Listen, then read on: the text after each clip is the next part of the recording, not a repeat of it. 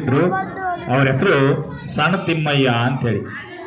ಯಾಕೆ ಅವ್ರಿಗೆ ಸಣ್ಣ ತಿಮ್ಮಯ್ಯ ಅಂತೇಳಿ ಕರಿತಿದ್ರು ಅಂದ್ರೆ ಅವ್ರು ತೆಳ್ಳಗಿದ್ರು, ಹೀಗಾಗಿ ಅವ್ರಿಗೆ ಸಣ್ಣ ತಿಮ್ಮಯ್ಯ ಅಂಥೇಳಿ ಕರಿತಾ ಇದ್ರು.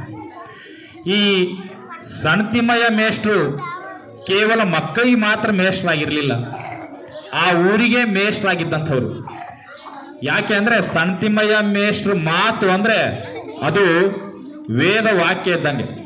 ಎಲ್ಲರೂ ಅವ್ರ ಮಾತನ್ನ ಕೇಳ್ತಾ ಇದ್ರು. ಅಷ್ಟೊಂದು ಪ್ರಭಾವವನ್ನ ಆ ಊರಿನ ಮೇಲೆ ಅವ್ರು ಬೀರಿದ್ರು. ತಮ್ಮ ಇಡೀ ಜೀವನದುದ್ದಕ್ಕೂ ಕೂಡ ನನ್ನ ವೈಯಕ್ತಿಕ ಕೆಲಸ ಇದೆ ಅಂತೇಳಿ ಯಾವತ್ತೂ ಕೂಡ ಶಾಲೆಗೆ ತಡಮಾಡಿ ಬಂದಂಥವ್ರಲ್ಲ, ಮತ್ತು ಶಾಲೆಯಿಂದ ಬೇಗನೆ ಹೋದಂಥವ್ರಲ್ಲ. ಆದ್ರೆ ಅವರಲ್ಲಿ ಒಂದು ಕೊರಗಿತ್ತು. ಏನು ಅಂದ್ರೆ ಸಣ್ಣ ತಿಮ್ಮಯ್ಯ ಮೇಷ್ಟ್ರು ಪರಿಶಿಷ್ಟ ಜಾತಿಗೆ ಸೇರಿದಂಥವ್ರು. ಹೀಗಾಗಿ ಅವರು ಯಾರ ಮನೆಗೂ ಹೋಗ್ತಾ ಇರಲಿಲ್ಲ, ಮತ್ತು ಯಾರ ಮನೆಯಿಂದ ಒಂದು ಹನಿ ನೀರು ಕೂಡ ಕುಡಿತಾ ಇರಲಿಲ್ಲ. ಅವ್ರಿಗೆ ಏನಾದ್ರೂ ಬೇಕಾಗಿತ್ತು ಅಂದ್ರೆ ತಾವೇ ಹೋಗಿ ನೀರನ್ನು ತಗೊಂಡು ತಾವೇ ನೀರನ್ನು ಕುಡಿತಾ ಇದ್ರು. ಆದ್ರೆ ಆ ಊರಿನ ಜನ ಮಾತ್ರ ಇವರನ್ನ ಯಾವತ್ತು ಇವರು ಪರಿಶಿಷ್ಟ ಜಾತಿಗೆ ಸಂಬಂಧಿಸಿದವರು, ಕೆಳಜಾತಿಗೆ ಸಂಬಂಧಿಸಿದವರು ಅಂತ ಹೇಳಿ ನೋಡಿದಂಥವ್ರಲ್ಲ. ಒಂದು ಬಾರಿ ಆ ಶಾಲೆಗೆ ಇನ್ಸ್ಪೆಕ್ಟರ್ ಬಂದ್ರು.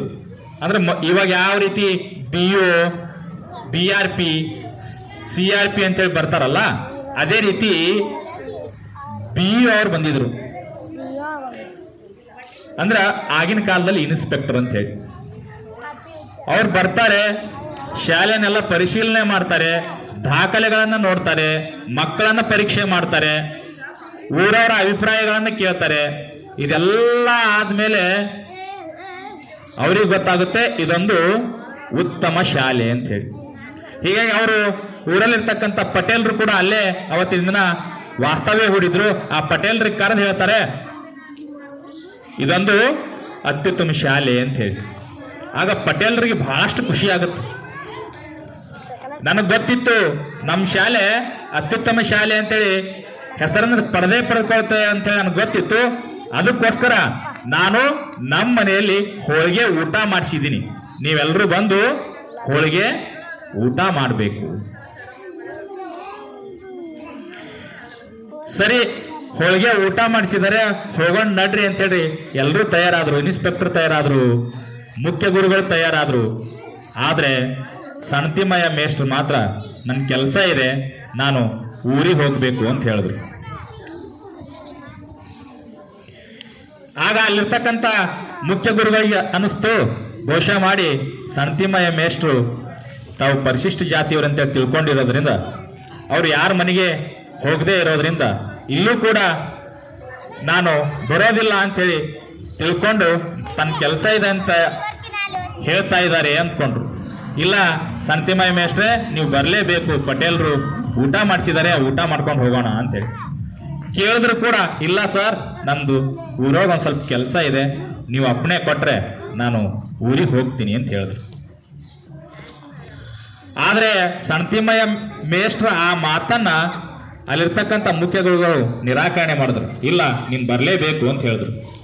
ಈ ವಿಷಯ ಪಟೇಲ್ರಿಗೆ ಗೊತ್ತಾಯ್ತು. ಪಟೇಲ್ರು ಬಂದು ಸಣ್ಣ ತಿಮ್ಮಯ್ಯ ಮೇಷ್ಟ್ರ ಹತ್ರ ನಿಂತ್ಕೊಂಡು ಹೇಳಿದ್ರು, ನೋಡಪ್ಪ, ಪಟೇಲ್ರು ದೊಡ್ಡವರಿದ್ರು, ಸಣ್ಣ ತಿಮ್ಮಯ್ಯ ಮೇಷ್ಟ್ರನ್ನು ಚಿಕ್ಕವರು.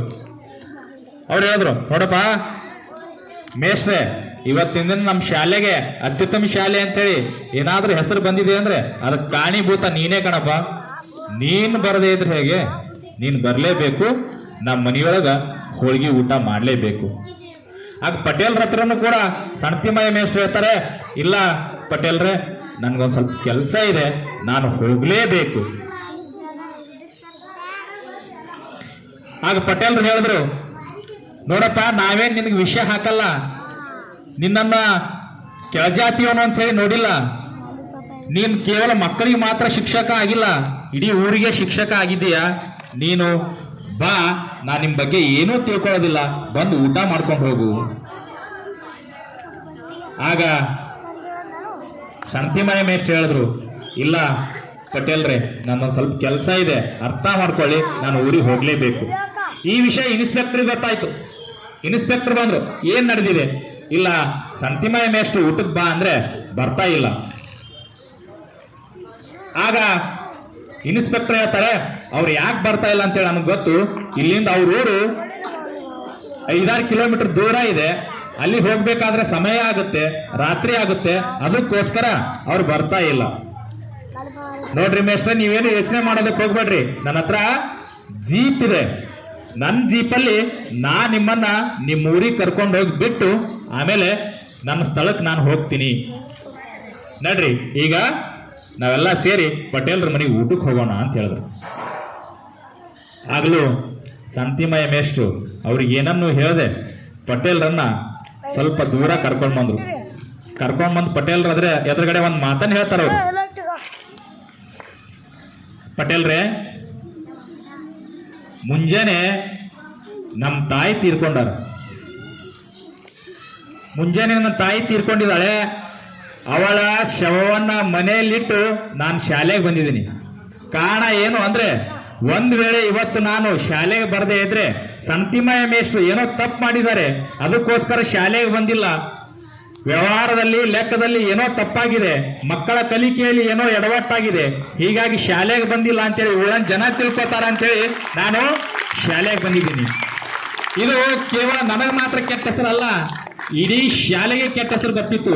ಇಡೀ ಶಾಲೆಗೆ ಕೆಟ್ಟ ಹೆಸರು ಬರೋದ್ರಿಂದ ಇಡೀ ಊರಿಗೆ ಕೆಟ್ಟ ಹೆಸರು ಬರ್ತಿತ್ತು. ಹೀಗಾಗಿ ನಾನು ಮನೆಯಲ್ಲಿ ತಾಯಿ ಶವವನ್ನು ಇಟ್ಟು ಬಂದಿದ್ದೀನಿ. ನಾನು ಹೋಗಿ ತಾಯಿಯ ಅಂತ್ಯ ಸಂಸ್ಕಾರ ಮಾಡ್ಲು ಅಥವಾ ನಿಮ್ಮ ಮನೆಗೆ ಬಂದು ಹೋಳಿಗೆ ಊಟ ಮಾಡ್ಲು ಅಂತ ಹೇಳಿ ಪ್ರಶ್ನೆ ಮಾಡ್ತಾರೆ. ಇದನ್ನು ಕೇಳಿದಂತಹ ಆ ಪಟೇಲ್ರು ಕಣ್ಣಲ್ಲಿ ನೀರು ತಗೊಂಡು ಬಂದು ಅವ್ರ ಎರಡೂ ಭುಜಗಳನ್ನ ಗಟ್ಟಿಯಾಗಿ ಹಿಡ್ಕೊಂಡು ಹೇಳ್ತಾರೆ, ಸಂತಿಮಯ್ಯ, ನೀನು ಮೇಷ್ಟ್ರ ಅಲ್ಲಪ್ಪ, ನೀನು ಮನುಷ್ಯ ಅಲ್ಲಪ್ಪ, ನೀನು ದೇವರು ಅಂತ ಹೇಳಿ. ಹೀಗಾಗಿ ಜೀವನದಲ್ಲಿ ಇಂತಹ ಅದ್ಭುತವಾದಂಥ ಶಿಕ್ಷಕರು ನಮ್ಮ ನಾಡಿನಲ್ಲಿ ಬಂದು ಹೋಗಿದ್ದಾರೆ. ಅಂಥ ವೃತ್ತಿಯಲ್ಲಿ ನಾವು ಕೂಡ ಕೆಲಸ ಮಾಡ್ತಿದ್ದೀವಿ ಅನ್ನುವಂಥದ್ದು ನಮಗೂ ಕೂಡ ಹೆಮ್ಮೆಯ ವಿಷಯ. ಮುಂದಿನ ದಿನಮಾನಗಳಲ್ಲಿ ನಿಮ್ಮಲ್ಲಿ ಯಾರು ಶಿಕ್ಷಕರಾಗ್ತಿರೋ, ಯಾರು ವಿಜ್ಞಾನಿಗಳಾಗ್ತಿರೋ, ಯಾರು ಸೈನಿಕರಾಗ್ತಿರೋ, ಯಾರು ಆರಕ್ಷಕರಾಗ್ತಿರೋ, ಅಥವಾ ಇವೆಲ್ಲವನ್ನ ಬಿಟ್ಟು ಈ ಸಮಾಜವನ್ನ ಕೆಡಿಸುವಂತ ಭಕ್ಷಕರಾಗ್ತಿರೋ, ಅದು ನಿಮಗೆ ಬಿಟ್ಟುಕೊಟ್ಟಂತ ವಿಚಾರ. ಸರಿಯಾಗಿ ಕಲೀರಿ.